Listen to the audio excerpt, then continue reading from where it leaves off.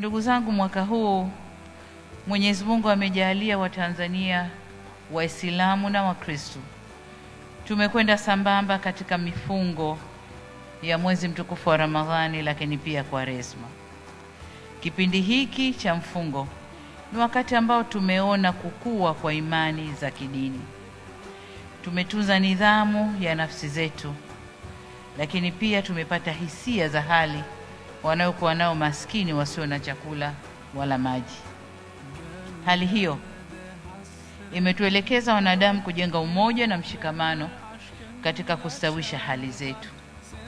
Tumeshuhudia watu wengi Waislamu na Wakristo wakitoa na kusambaza vyakula na sadaka mbalimbali kwa watu wasiojiweza, mayatima na wenye mahitaji mbalimbali.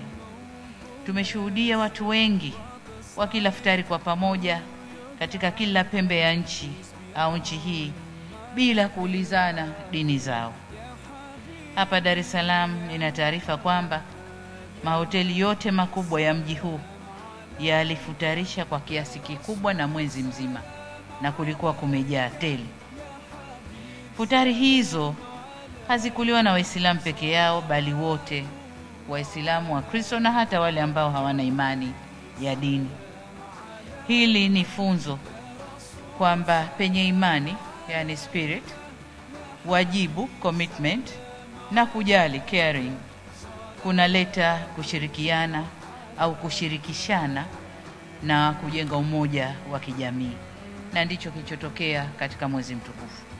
Wote tulikuwa wamoja, tukila pamoja, tukiomba, na yote ambayo tuliyafanya katika mwezi mtukufu.